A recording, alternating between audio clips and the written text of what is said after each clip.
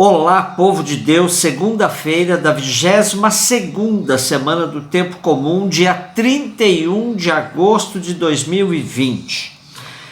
1 Coríntios 2, de 1 a 5. Já falamos bastante da comunidade de Corinto, fundada por Paulo, depois de sua tentativa um tanto fracassada em Atenas.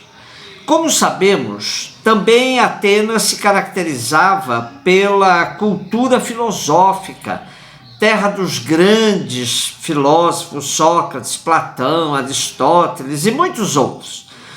Já em Corinto, apesar de ser uma cidade eclética, com 2 portos, aberta às novidades, Paulo descreve a comunidade como sendo composta de gente simples. Paulo diz: irmãos, reparai em vós mesmos, os chamados, não há entre vós muitos sábios de sabedoria humana, nem muitos poderosos, e nem muitos de família nobre. A cultura grega, por outro lado, era bastante influente, inclusive no Ocidente. Os gregos cultivavam a beleza e a virtude, desenvolvendo as artes da música, pintura, arquitetura, escultura, etc. Acreditavam que os cidadãos seriam capazes de contribuir para o bem comum. Fizeram os primeiros ensaios de um regime democrático. A democracia era o governo exercido pelo povo, ao contrário dos impérios, que eram liderados por dirigentes considerados deuses, como foi o caso do Egito dos faraós. A democracia desenvolveu-se principalmente em Atenas, onde os homens livres tinham oportunidade de discutir questões políticas em praça pública. Quanto à religião, eram politeístas, e entre os principais deuses estavam Zeus, o rei dos deuses do Olimpo. Ele seria chamado mais tarde de Júpiter pelos romanos. Outros deuses importantes eram Hera, mulher de Zeus, e Atena, sua filha e protetora de Atenas, das artes e do saber. Apolo, deus da luz, Artemísia, deus da caça, Dionísio, deus do vinho, Hermes, protetor do comércio, Afrodite, deusa do amor e da beleza. Creio que essa rápida passagem pela Grécia Antiga dá o contexto em que Paulo escreve aos cristãos de Corinto, dizendo: entre vós não me apresentei com o prestígio da linguagem ou da sabedoria, para vos anunciar o mistério de Deus.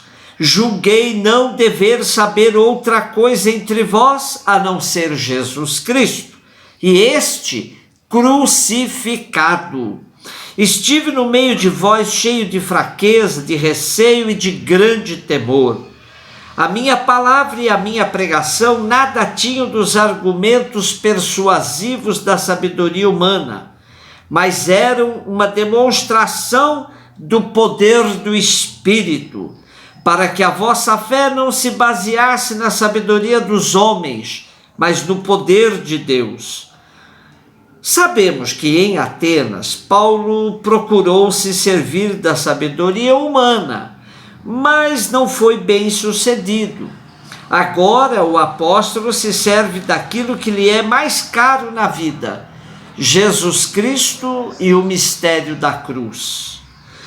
Hoje, nossa evangelização lança mão de todos os recursos tecnológicos, o que por si mesmo não está errado.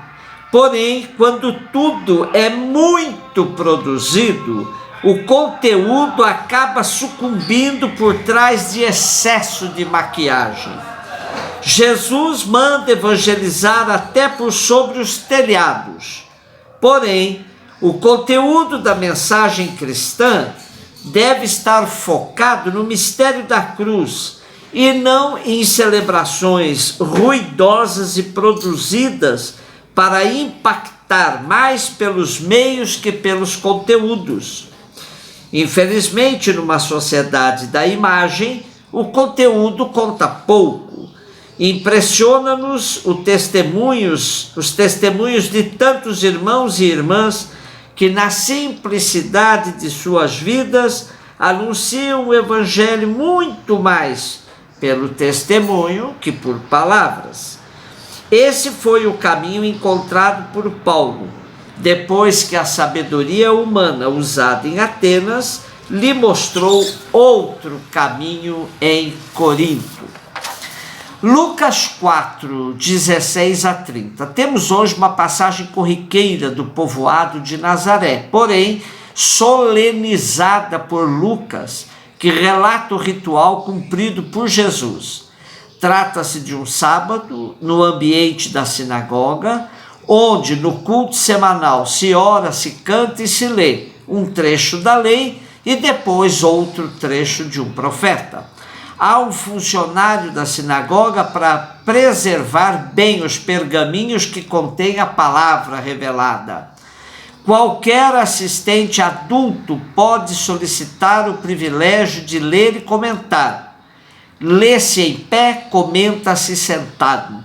Assim temos, logo no início do seu evangelho, Lucas apresentando Jesus na cidade onde se criou, numa sinagoga em pleno sábado, para proclamar sua missão.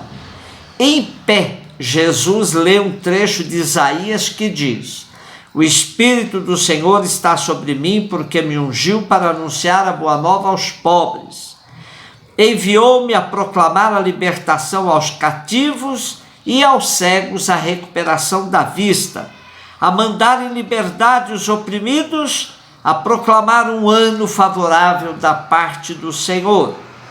E sentado, Jesus comenta: "Cumpriu-se hoje esta passagem da Escritura que acabais de ouvir."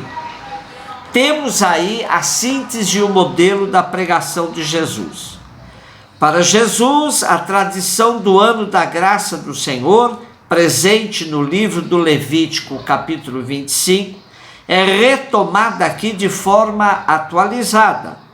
Lá de 50 em 50 anos, fazia-se uma retomada da organização social de Israel em moldes de justiça, para conter o enriquecimento ilícito de uns às custas da pobreza de muitos. A terra acumulada em poucas mãos voltava a ser distribuída igualitariamente. Um refrão perpassa o capítulo 25 do Levítico: "Que ninguém dentre vós explore o seu irmão." Lá na tradição de Israel, esse ano da graça era conhecido como o ano jubilar, o ano do jubileu. Seria uma proposta de ouro nestes tempos de pandemia, um ano de perdão das dívidas dos países pobres, sempre tão explorados pelos chamados países desenvolvidos do primeiro mundo. Começar de novo, em novos moldes. Aí está o programa de Jesus, recobrando a vista aos cegos, libertando os presos, anunciando, enfim, a boa nova aos pobres.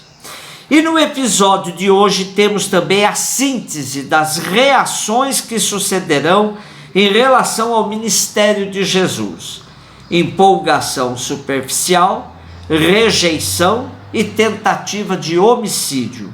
Jesus não se deixa levar pela admiração superficial dos seus ouvintes. Percebe-se que eles comentam sobre a sua origem. Não é este o filho de José? Então Jesus lhes diz: "Certamente ides citar-me o provérbio: médico, cura-te a ti mesmo. Tudo o que ouvimos dizer que fizeste em Cafarnaum, falo também aqui na tua terra." E acrescentou depois: "Em verdade vos digo, nenhum profeta é bem recebido na sua pátria." A rejeição de parte do povo de Israel, sobretudo de suas autoridades, era algo que Jesus sentia muito vivamente E depois disso, Jesus lhes indica o caráter universal de sua mensagem, recorrendo aos exemplos de Elias e Eliseu, que realizaram suas obras junto aos pagãos, àqueles que não pertenciam ao povo eleito. Ao ouvirem estas palavras, todos na sinagoga se encheram de furor e, erguendo-se, lançaram Jesus fora da cidade e o levaram ao cume de um monte sobre o qual a cidade estava edificada, a fim de o precipitarem dali abaixo. Mas, passando pelo meio deles, Jesus seguiu o seu caminho. O caminho de Jesus não era o mesmo de seus compatriotas, que passaram da admiração superficial por sua leitura na sinagoga ao desejo de matá-lo. Quem pretende seguir o caminho de Jesus deverá estar disposto a ir com ele até o fim. E a rejeição e a morte podem estar no horizonte. Um beijo no seu coração.